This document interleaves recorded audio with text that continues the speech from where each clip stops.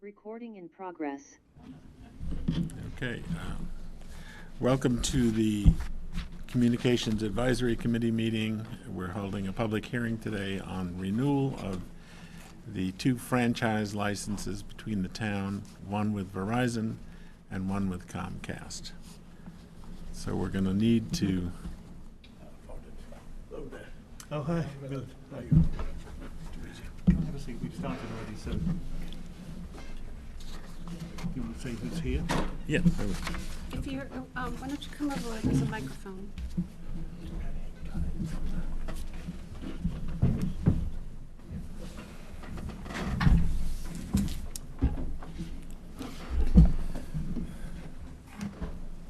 So we need to open the public hearing, and I need a motion to do that. I'll make the motion. I need a second. So, Milland, Second. you say Aye. Aye. aye.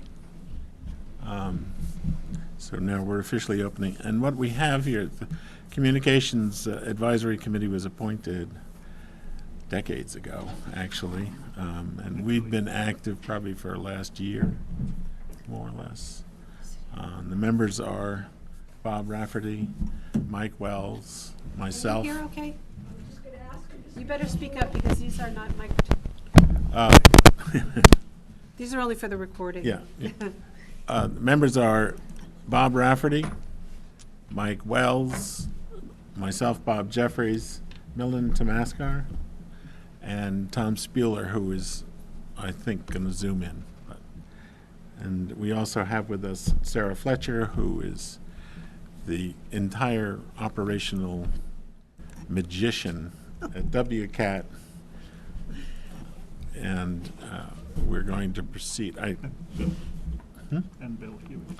And Bill Hewitt is here by Zoom. He's corporate counsel, and he is going to kick this off by telling us why we're here and what we're doing.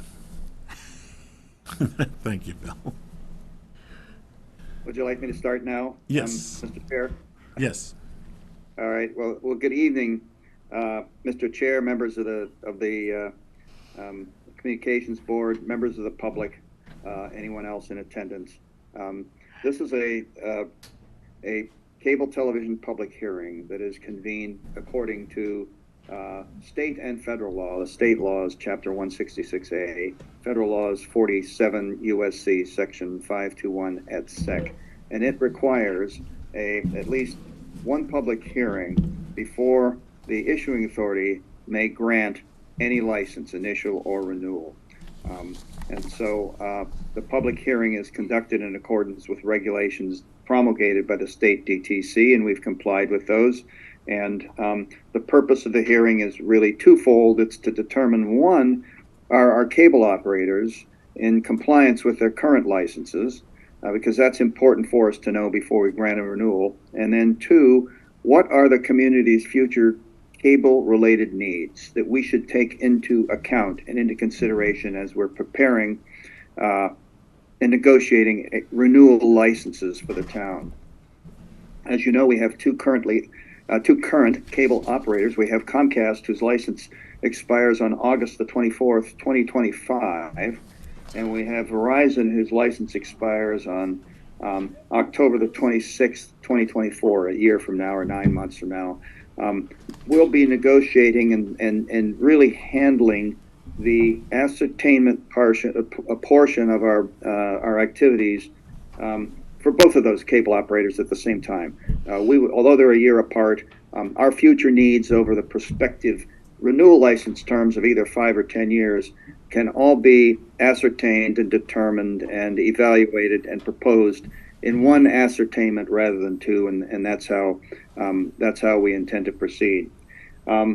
I should say that there are some ground rules that you know, I believe, but there may be members of the public who don't, and they are relatively simple and they're completely annoying. The first one is that the issuing authority and the issuing authority's representatives, that is us who are negotiating the license, have no power to alter or change the rates charged by the cable operator.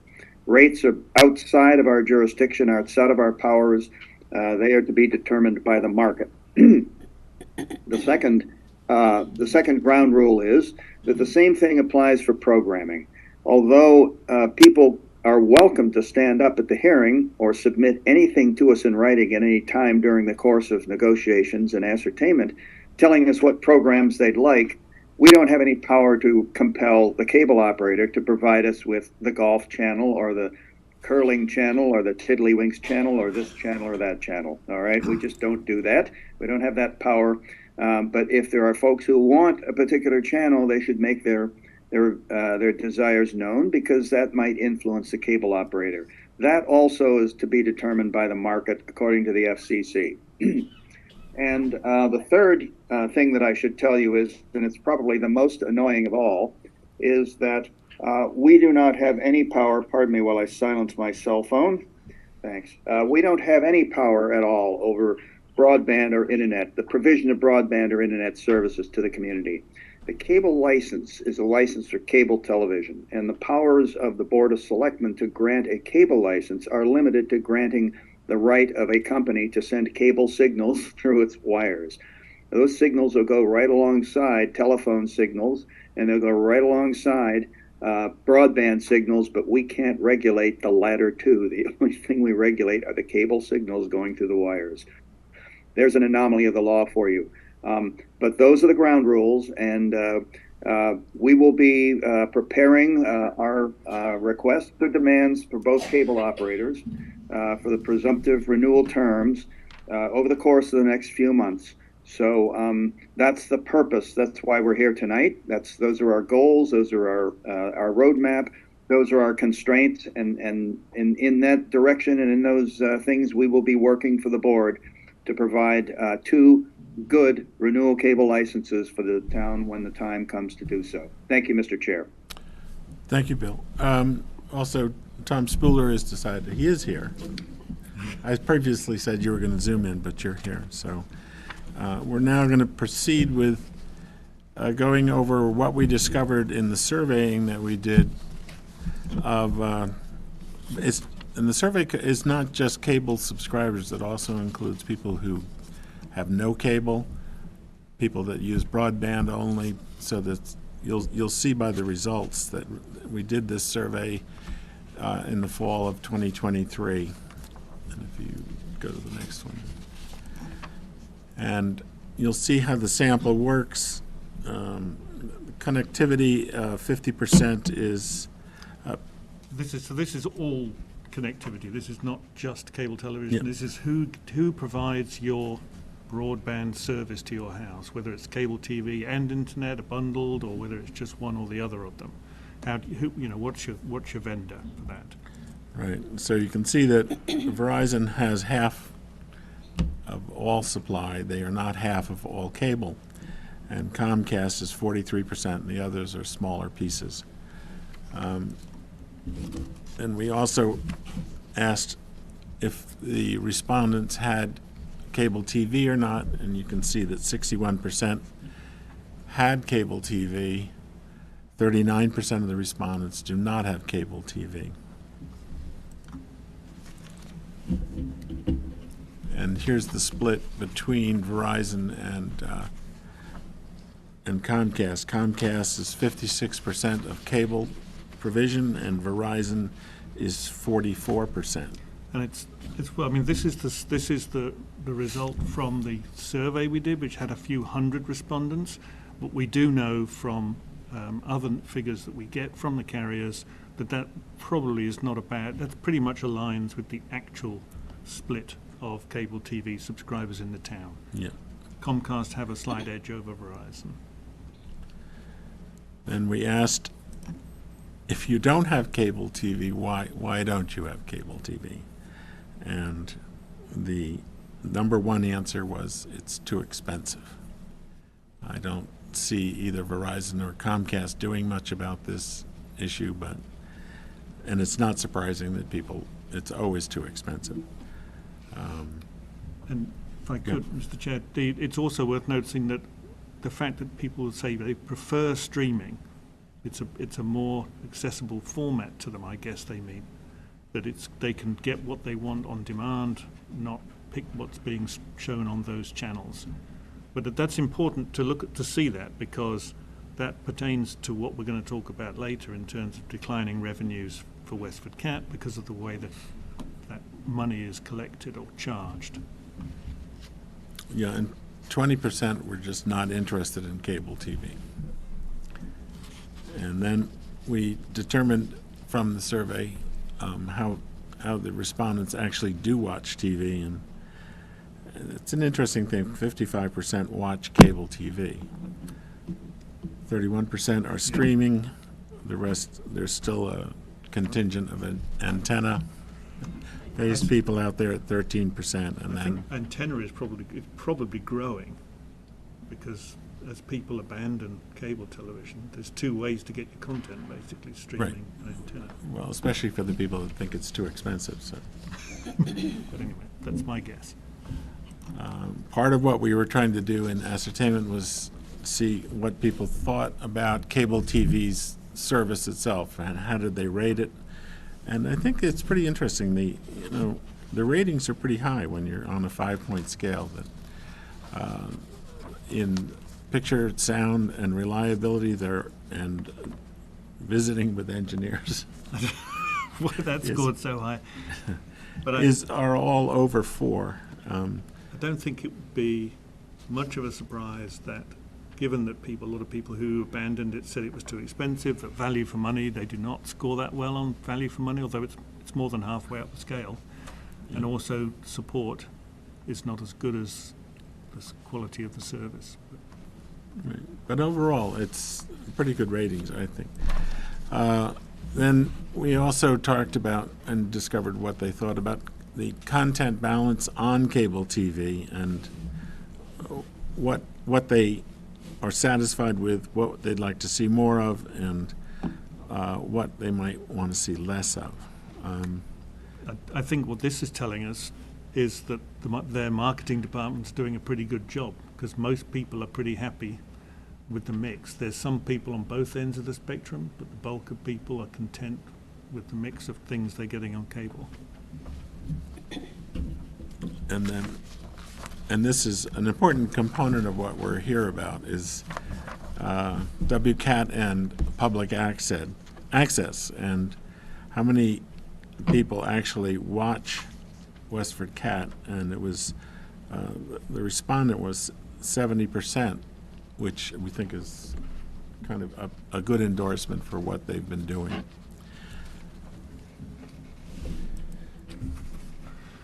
And then the quality of WCAT, the coverage quality got a 4.24 out of 5. Selection of coverage got a 4.05 out of 5. And quantity was the only thing where they fell below that, and they says to me they want more, which I think is also an endorsement of what you guys have been doing. So that's pretty much what we got back from everybody. And then the next slide is going to show you the issue that's facing us with these renewals. Before we show that slide, can I show that slide that shows the declining number of subscribers? Would that be worth pulling up?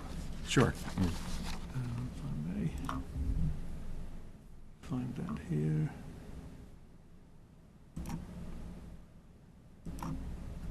I'm actually going to click on this. Hang on. I'll find the one I'm looking for now. Okay. All right. Let's just stick with what we were doing then. Sorry. Right. You'll see the next slide is the 10-year projections on, and this is a tough slide to read, but it's showing what we're looking at up to the renewal time. The renewal time on Comcast is in August 25, and for Verizon, I think is... No, Verizon is first. Yeah, Is and that that's, right, I Bill? think, is Verizon's October 4. of 24. So, and what this is showing is that on the capital side, we're showing dramatic drop in revenue, and then depending on how we structure and how we do in the franchise renewals, we're trying to get to, in effect, a steady state of loss, which 10 years out shows a fairly large loss of net income. And when you look at the decline over time, this is due to the loss of revenue. And the revenue is directly based on both Verizon and Comcast have a 5% fee associated with what they charge based on the number of subscribers. That determines how much that is. And then there's the capital piece of it that we negotiate with them. And we're looking at a 10-year loss. At the end, we're going to be approximately $240,000 in the red, which isn't sustainable, but we are actively looking at ways of funding this operation because the people appreciate what WCAT's doing. Public access, I think, is important. The only news we have left in the town that concentrates on the town is provided by WCAT. We're trying to work out how that's going to be paid for and how we pay for the other three components, which are public access, educational access, and government access. So this is the chart that I was trying to find before. This is just purely the number of cable TV subscribers on Comcast and Verizon between 2018 and 2023. And as you can see, both are declining. And since the income for WestfordCAT is literally a function of those numbers, their income is going down, despite the fact that costs are going up. So I'm going to turn it over to Sarah to tell everybody what WCAT does and what they mean to the town. And I think based on the survey, we can see that they're doing a good job and the people that have it appreciate it. So. Thank you. Are you set with my slides? Just trying to, oh, hang on, I need to finish this other one first. Okay, here we go.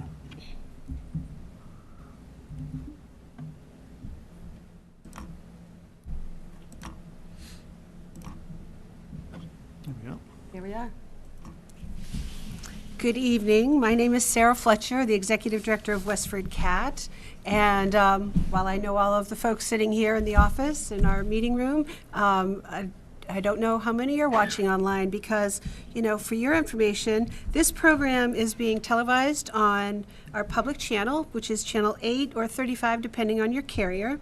And it's also live on our website to stream, live on Roku and on YouTube. So there's a lot of different ways that you can tune in to watch this program. And it will be available for replay, and we know how riveting this material is, so I know you'll be wanting to watch it again.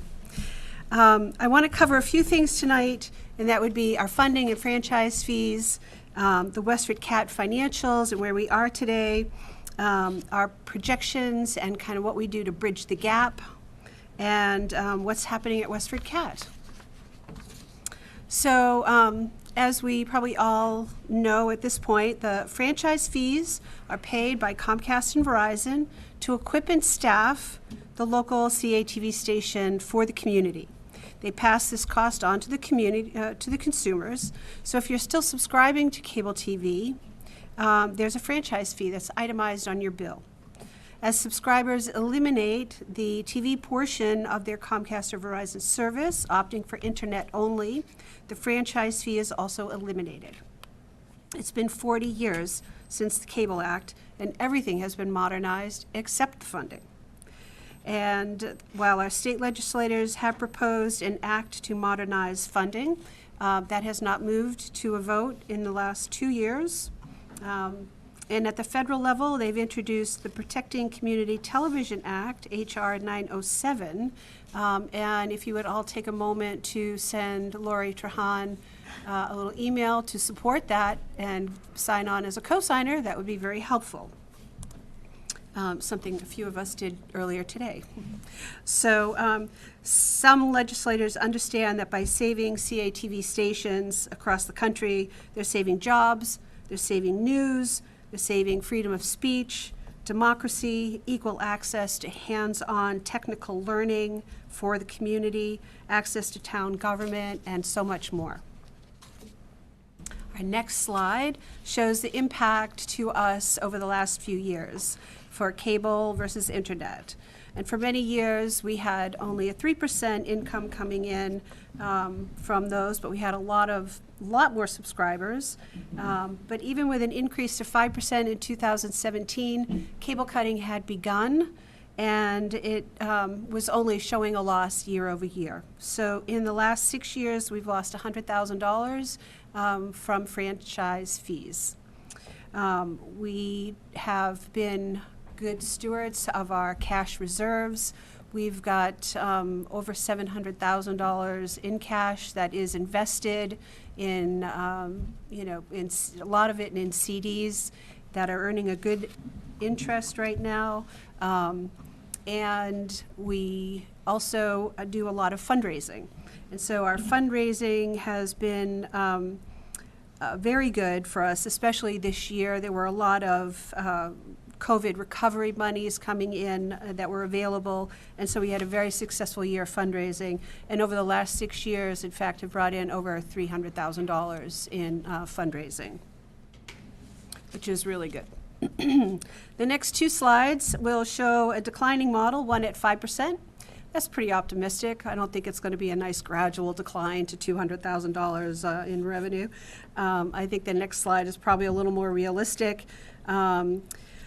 It's a choppier decline, and who knows what's going to happen in 5 or 10 years with our technology in watching programming. They say that even 5G could come along, or some other service could come along and totally turn the tables on how we view TV. I think by 2034, if we're still open for business and people are still subscribing to cable, we're going to be looking at a very different model.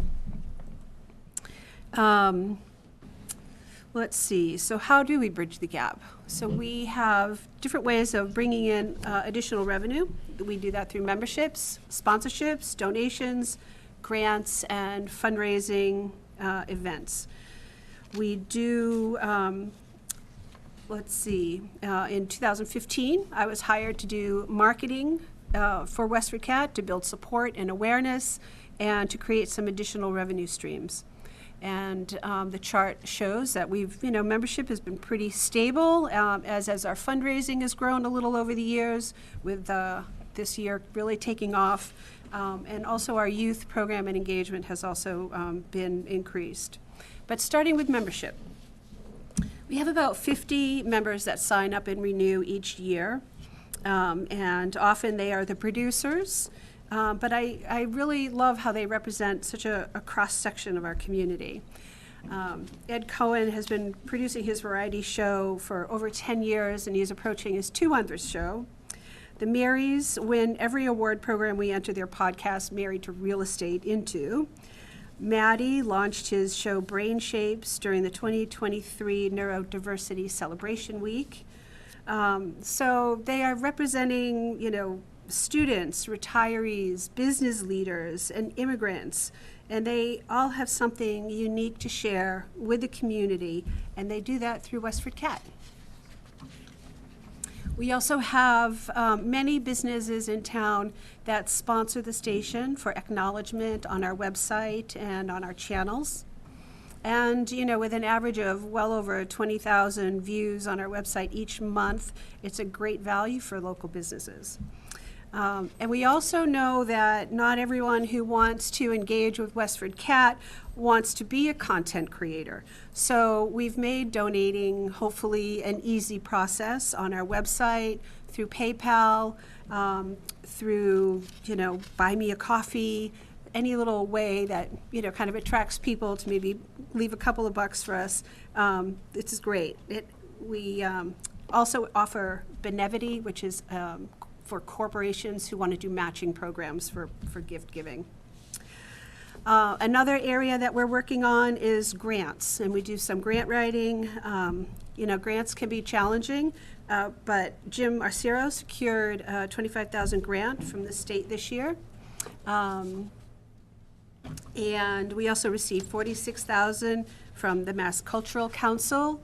And with the Employee Retention Tax Credit Program, we really did secure a significant return on some of our taxes that we spent out, which we did turn around and put into a CD for investing.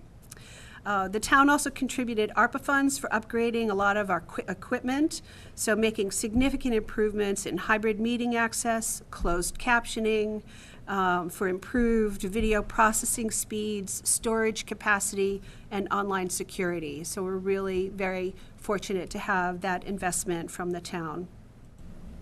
And we also run many events, and events like our holiday auction, which raised $3,500 this month. We do kids media programs, Dine for a Cause events, e-waste collection. So we're always sort of looking for ways that are a win-win-win. It benefits the station, it benefits, the person who's bringing their old air conditioner in for recycling and giving us a donation for it, and it helps, hopefully, all around. So what do we do with our funding? So Nick manages roughly 800 programs added to our stations every year. And they include the bulletin programs that advertise local events. They're the staff-produced programs like the Apple Blossom Parade and special ceremonies around town, football games, and all kinds of stories that are going on around town. We do the TV shows and podcasts that are produced by our members. And what you see, the Access programming that is produced by other stations across the country that we pick up and air on our channels. And we also share our programs out to those other channels as well. So we have a share network for our programming. And we cover about 150 or more government meetings each year. And those meetings are live streamed, they are televised, recorded, they are replayed and archived locally, and then moved into archive.org at some point for eternity. So those meetings, if you want to go back and look at meetings from 20 years ago, they should be on archive.org. So our news manager, Ben Domain, produces a daily news blog that will surpass 600 posts this year. He manages several interns, both at the high school level and college level. Right now we have Pravar on staff with us. He's a WA student who's covering local events and things going on at the high school. Melanie is a sophomore at Mount Holyoke. She'll be coming back during breaks to do some reporting for us like she did last year. And Aubrey graduated UNH this year after her internship with us. And so his coverage has grown our website viewership to over 10% over last year. And so you'll see on this next slide that we are actually approaching over 326,000 views on our website at this point. And that's an average of 27,000 hits monthly. So it's really, he's doing a really great job. So along with the programming that's growing and our news programs that are growing, we also have our youth programming. And we've made a real effort to increase our availability for the students, for them to come in and learn how to operate equipment, to make programs, to volunteering opportunities. And we're trying to make as many jobs as possible available to students. So other programs include biweekly field trips for Neshoba Valley high school students in the TV Media Theater program. When they're doing their exploratory weeks, those students come in to visit us. They'll be here Friday. Field trips for the Westford Academy Ghostwriters. We host senior capstone students every year. We have scout programs for media badges and special projects, summer youth media camps. We have training and mentorship programs for students, first jobs and job training for teens, internships for college students. And we're working on a new media safety program with the Westford Police Department Community Events Team. So the next few slides are just pictures of kids having fun in the studio, and I'll just explain a little bit as we go through them. So the first one is the students from Neshoba Tech. They came in for a tour. When they come in, they spend a couple of hours with us. They sit with all the staff members. They learn about media jobs that we're doing and what's available in the community. They go into the studio. They record a station ID. They go into the podcast studio and play around on that, and then they end with the virtual reality playing around. So they have a good time while they're there.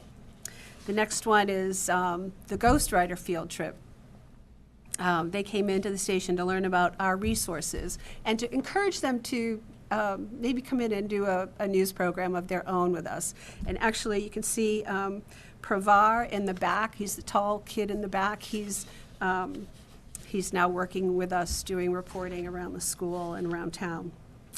Our capstone students, last year we hosted these students and they worked on marketing projects. So they were at Bamboo and at Sweep and Man doing commercials for them. Then, of course, we have our youth media programs. The Lights, Camera, Action is always a big hit. The kids come back again and again and again to take this. It's crazy how many times they'll come in for this program. They love it. They have a lot of fun there. The next picture is the staff we had on hand. We have one-to-one staffing is good for the camps. It's if we can try that, 2-to-1 or whatever. But this group of counselors came in, I think 2 summers ago, and actually Nick Godfroy in the middle and the back is still with us, and Melanie will be coming back this summer. One of the cool success stories, I think, was being able to refer both Vanessa and Abby to a job in town helping with hybrid church meetings. So we occasionally get calls looking for students that might be able to help out in the community. Vanessa worked it until she went off to college, and then Abby took over. So we have successfully placed students out in the world, in the community doing jobs. And I just want to say happy holidays from all of us at WestfordCAT. I think the town is really fortunate to have this dedicated group of staff at WestfordCAT. Nick Woodbury, our video production services manager, he's covering our meeting tonight. Thank you, Nick, for everything you do. Ben Domain is all over town covering as much as possible. It's exhausting, but I hear nothing but praises about the news coverage. Stephanie McElligott is helping with fundraising and grant writing. She's indispensable, so organized and wonderful. Lindsay Hanrahan is on our community outreach and engagement. She's just been here about 6 months now. She's doing a terrific job. It was really great with the auction and pulling that together. Ryan Cousins is actually covering conservation meeting tonight. He's got a great story because Ryan came to us initially as a Lights, Camera, Action kid. So he was in our youth program. He then later came on field trips with the tech. After graduation, he volunteered with us until the pandemic. And then after, when we was, we had a job opening available, I was able to offer it to him. So he's been with us for a long time, and I love having him on staff. Nick Godfroy is a very talented video editor. He's been working with us since his capstone 2 years ago.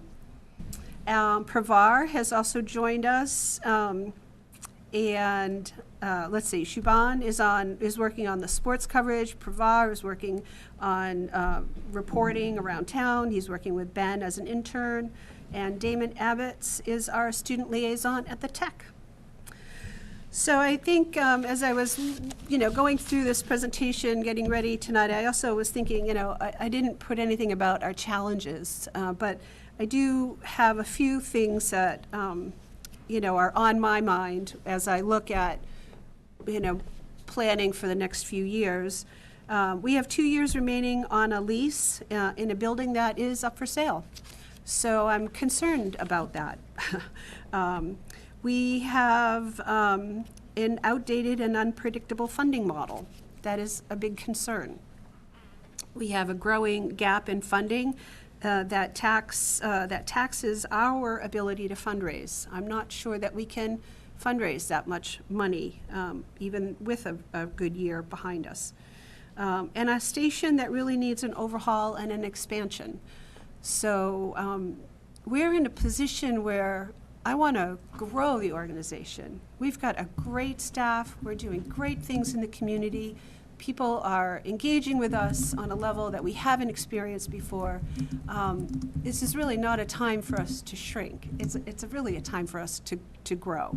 And so we want to really find a way to do that. So thank you for being here tonight. Okay, thank you, Sarah.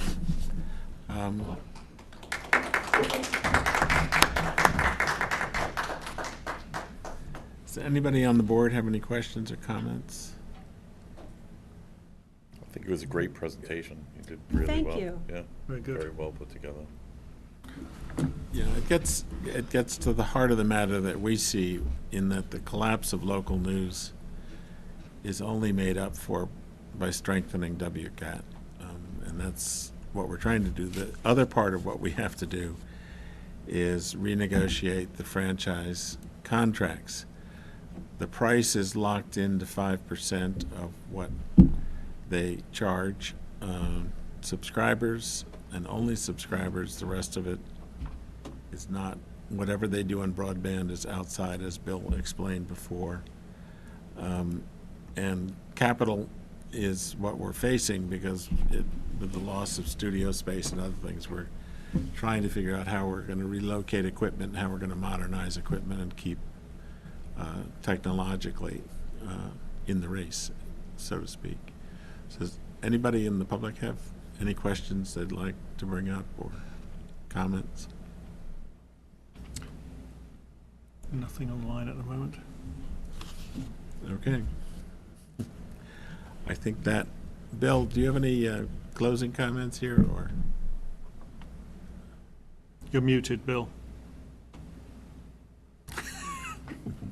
There we go. First of all, Sarah, that was a wonderful presentation. That was really thorough and very informative.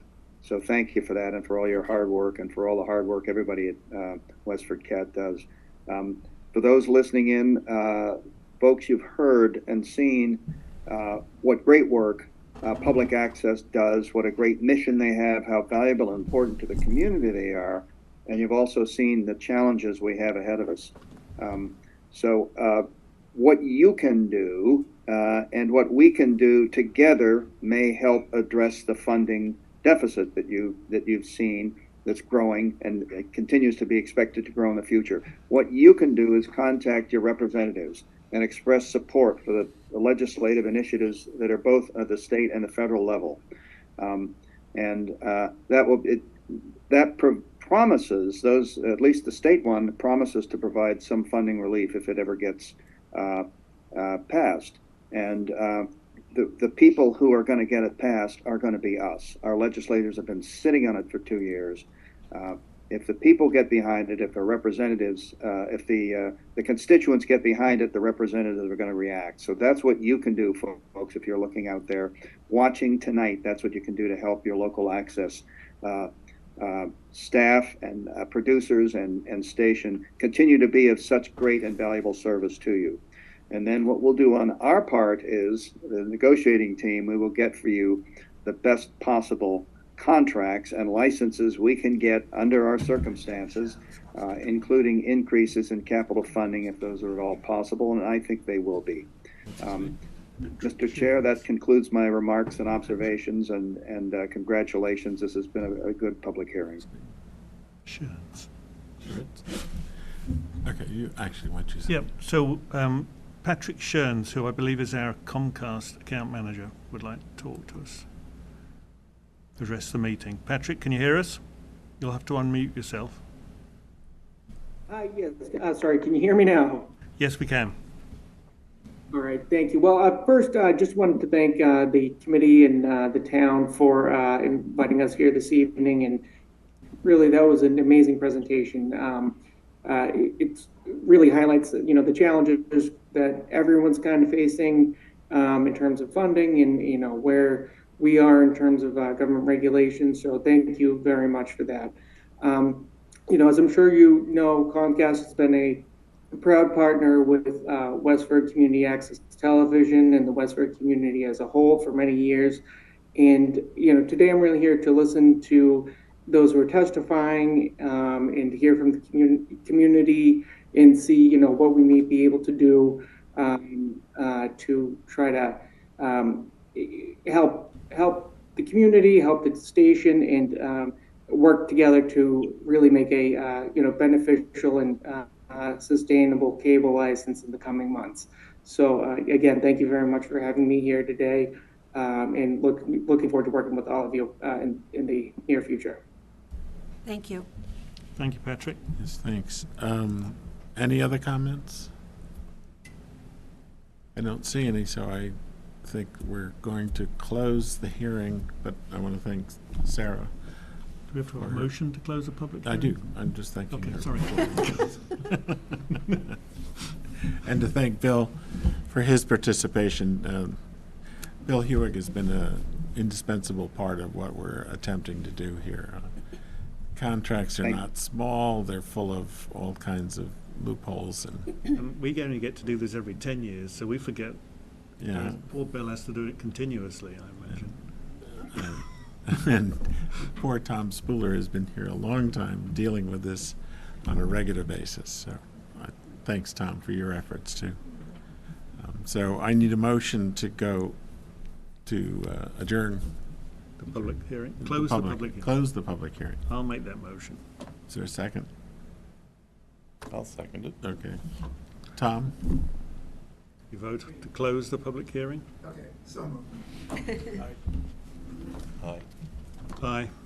And aye. And thank you all Good for, evening, everyone. thanks Thank for you, coming. Bill. Thank you, Bill. So now we're back to Regular agenda. regular agenda. All right, so you guys are on your regular meeting? Do We you are on a just regular want us to meeting. stay here now, or? You don't need to. We can- We're still live, but Uh-huh, it's just like approving minutes and discussing what we're going to do next. So okay. So, thank you. Thank you. Thank you. back to the normal exciting business. Yes. So the next step, the big one in the renewal process is trying to get Comcast and Verizon to listen to what we see, and mostly it has to do with increasing capital expenditure. Right. And Oh, thank you very much. So we need to, I guess, find out what the next step in that negotiation process is in terms of letting them know what it is we're looking for. yeah, and I think we have a fairly good idea of what we're going to attempt to do, and so we'll see. Part of it is that whatever we look for in capital expense, we're going to try and compress into the next 5 years rather than putting it out over 10 years. First of all, to capture the money from Verizon for as long as we think they may stay with us, and also because the hurdle we're facing is we're going to need capital money going into the next 5-year period, especially when we don't know whether the lease will be renewed.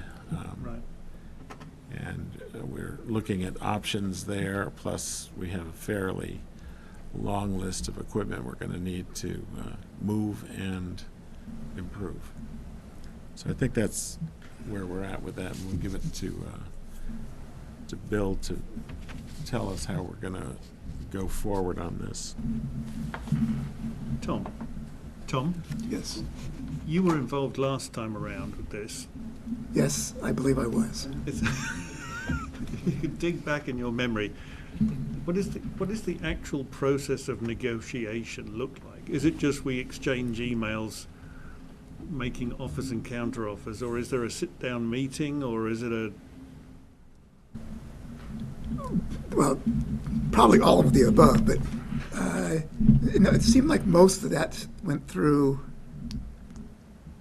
a relatively small group in the fire engine, and figured out what we needed to accomplish to basically maintain our equities over the years in question. Okay. Okay. So I guess we'll probably need to talk to Bill at the next regular meeting Yeah. about what the next step and we've still got plenty of time, fortunately, so. Well, I don't think it's too soon to not have a next step, if you know what I'm saying. Yeah. Yeah. Yes. No, I agree. What Yeah. I'm saying is that at least we know we've done it in plenty of time. Yeah, Even for the very next. much so. That circular set of stuff involved a bunch of different parties and things like that. And we did kind of, as you said, completed everything else simultaneously almost at the same time. Right, okay. Mhm. So, I guess we're to approving the minutes. Did everybody get the minutes from November 20th? I can pull them up if people want to see them. And are there any corrections or? They look good to me. Looks good. I'll make a motion to approve. Okay, is there a second? Second. All in favor? Aye. Okay. Any additional updates, other business? Actually, I have one thing. I've been wondering about this. The franchise agreement itself kind of assumes that the franchisee is actually actively engaged in pursuing and producing a product. And I'm beginning to wonder if that's true with Verizon. If you go on the Verizon site, it's hard to tell that they even have cable TV. I guess you'd have to read the wording of the contract to see what it is that they have to do. But I'd really like to, and I looked at the two contracts today. One is 83 pages long, and Verizon's is 45. It's not easy reading. Congratulations. What I'm trying to find in there is, does Verizon have a commitment to actually continuing to support and provide cable TV, or are they just looking to go out of the business? And if so, we need access to some of their conduits. Because that, as Bill has explained to us in the Yeah. past, they don't need to offer cable television to stay in the town. They can, if they want to sell it, they have to get the license from us, but they don't have to sell it. They could just choose not to. Right, and that's not true of Comcast. They Correct. actually have. They are a cable TV operator, that's their. As I've pointed out in the past, they're all connected to National Grid poles, and they pay a hefty fee for every single attachment out there. And I think that's a revenue source that we're eventually going to get to. So I'm going to repeat my request to the Board of Selectmen under the Freedom of Information Act that they get us a contract, the contract that they have with National Grid, to see what does it actually say, what are they supposed to pay, and how do they have free enterprise on the poles when before it was granted for monopolies when it was first done in the 1900s and then again in 1933. So far, no contract has been shown. I just would like to see what are the conditions of that contract as a possible revenue source. So with that, I think we need to schedule the next meeting. Yes, we do. Puts us into Is- January. Yeah. Is 3 o'clock a good time, or does anybody have a preferable time? I can do it any kind of Me, time. Yeah, it's better for me. okay. I would say 4 is better. Oh, 4 is fine. Yeah, 4. Anytime after 3 is better for me. yeah, exactly. Does that work for you, Tom? 4? I think so, yeah. Yeah, Okay. With sufficient notice. Yeah, yeah. That's the big challenge. We all know about that stuff soon enough. yeah. We're working on that. I am too, I think, so. Yeah. The first, if we're sticking with Thursdays, which has been our habit, the first one is is the 4th. The second one is the 11th, but I will not be around for that one. And then that would put us on to the 18th, if we want to stick with Thursdays. Yeah. Does the 18th work for everybody? 18th.